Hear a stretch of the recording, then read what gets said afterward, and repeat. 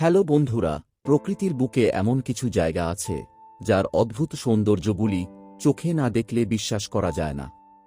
সেই রকমই এক অসাধারণ প্রাকৃতিক সৌন্দর্য, অসংখ্য ছোট বড় হ্রদ এবং নানা ধরনের অদ্ভুত সব বন্য প্রাণী প্রত্যেক বছর বহু দেশি ও বিদেশি পর্যটককে আকর্ষণ করে। ভারতবর্ষের দক্ষিণ প্রান্তে অবস্থিত কেরালাকে তার প্রতীক সৌন্দর্যের জন্য গডস ওন কান্ট্রি নামেও ডাকা হয়ে থাকে।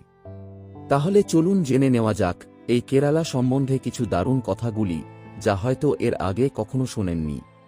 কেরল রাজ্যের গঠন হয় ১৯৫৬ সালে। বর্তমানে ভারতবর্ষের অন্যান্য রাজ্যের তুলনায় কেরালার শিক্ষার হার সবচেয়ে বেশি। এক গণনা অনুযায়ী এই রাজ্যের ৯০% বেশি মানুষ শিক্ষিত। ২০১১ সালের জনসংখ্যা ৩,৩০,০০,০০০। কেরালার উপকূলীয় অঞ্চলগুলি সবচেয়ে ঘনবসতিপূর্ণ এলাকা, যেখানে জনসংখ্যা প্রতি বর্গ কিলোমিটারে ২,০০০ জন। ২০১১ সালের আদমশুমারি অনুসারে ৪৭% শহুরে জনসংখ্যা নিয়ে কেরালা দেশের দ্বিতীয় সর্বাধিক নগরায়িত প্রধান রাজ্য। এই রাজ্যে মৃত্যুর হার ভারতে সর্বনিম্ন। ৭৫ বছর গড় আয়ু ভারতে সর্বোচ্চ। গার্ডেন অফ ইন্ডিয়া নামে পরিচিত রাজ্যটি ভারতের অন্যান্য রাজ্যগুলির তুলনায় অনেক বেশি পরিমাণে নানা ধরনের মশলা তৈরি করে, যেমন গোলমরিচ, দারচিনি, এলাচ। কেরালাতে সবথেকে বেশি পরিমাণে নারকেলের চাষ হয়ে থাকে, আর রাজ্যের প্রায় সব জায়গাতেই নারকেল গাছ সহজেই চোখে পড়ে। এরই কারণে কেরালাকে ল্যান্ড অফ দ্য কোকোনাট বলা হয়ে থাকে। দেশের প্রায় ৮০% কাজু বাদাম এবং ৮৫% প্রাকৃতিক রবারের উৎপাদন শুধুমাত্র কেরালায় হয়ে থাকে।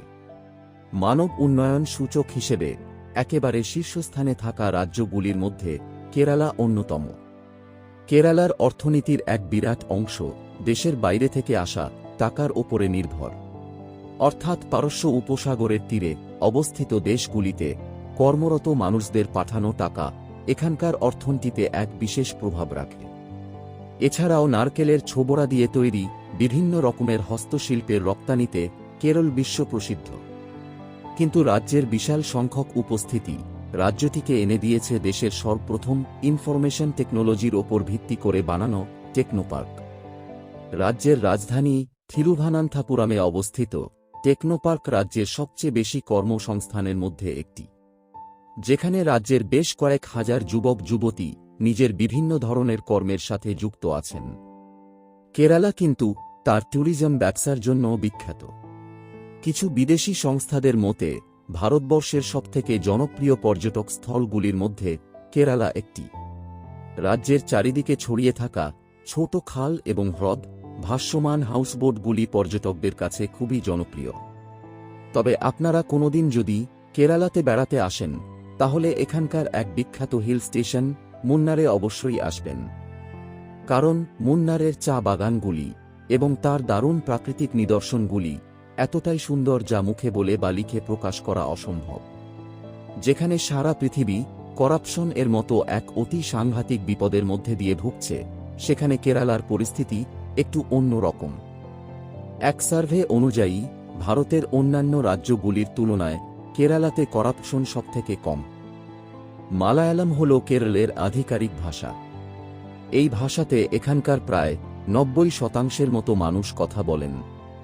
কেরালাতে ভারতবর্ষের সবথেকে উন্নত মানের স্বাস্থ্য পরিষেবা আছে। বিভিন্ন ধরনের আধুনিক চিকিৎসা ব্যবস্থা থেকে শুরু করে সেই প্রাচীন কাল থেকে চলে আসা কিছু প্রসিদ্ধ আয়ুর্বেদিক চিকিৎসা ব্যবস্থা পর্যন্ত এখানে প্রচলিত আছে। ভারতের তথা কিছু বিদেশি পর্যটক বিভিন্ন প্রান্ত থেকে এই আয়ুর্বেদিক চিকিৎসার জন্য কেরালাতে আসেন। কেরলের সবকিছু জানা হয়ে গেলেও এখানকার প্রসিদ্ধ হাতির কথা যদি না জানেন, তাহলে অনেক কিছুই ছেড়ে যাবে বলে মনে হতে পারে।